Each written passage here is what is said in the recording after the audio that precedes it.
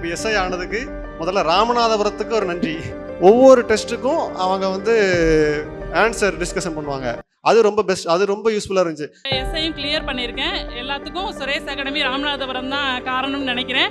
Exam படிப்பேன், ஆனால் டெஸ்ட்டே போட மாட்டேன். அந்த மாதிரி நான் என்னென்ன தவறு செஞ்சிடனோ அதெல்லாம் ரெக்டிஃபை பண்ணுறதுக்கு ராமநாதபுரம் சுரேஷ் அகாடமி வந்து எனக்கு ரொம்ப ஹெல்ப் பண்ணிச்சு. சுகேஷ் சாருக்கு தேங்க்ஸ் சொல்ல ஆசைப்படுறேன். நான் மட்டும் இல்லை, என்னை மாதிரி நிறையா ரூரல் பேக்ரவுண்ட்லேருந்து வர்றவங்க அவங்களோட ட்ரீம்ஸ் அச்சீவ் பண்ணுறதுக்கு சார் ரொம்பவே ஹெல்ப்ஃபுல்லாக இருக்காங்க. சுரேஷ் அகாடமியில் நல்ல ஒரு கைடன்ஸ் கொடுத்தாங்க. அதுபடி நான் ப்ரிப்பேர் பண்ணி கரெக்டாக போய் அட்டன் பண்ணேன். எனக்கு வந்து எந்த ஒரு ஃபியருமே இல்லை.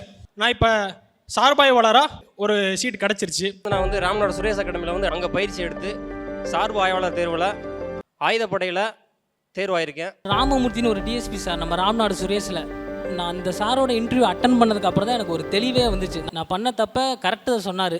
அதுக்கப்புறம் நான் இன்டர்வியூவில் தெளிவாயிட்டேன். குட்டி தீவுலேருந்து என்னை இந்த இடத்துக்கு வந்து இன்ட்ரடியூஸ் பண்ணி வச்ச சுரேஷ் அகாடமியில் இருக்கிற எல்லாருக்குமே நான் வந்து நன்றியை தெரிவிச்சுக்கிறேன். ராமநாடு சுரேஷ் அகாடமியில் தான் ரொம்பவே ஹெல்ப்பாக இருந்துச்சு. இப்போ செலக்டும் ஆயிருக்கேன்.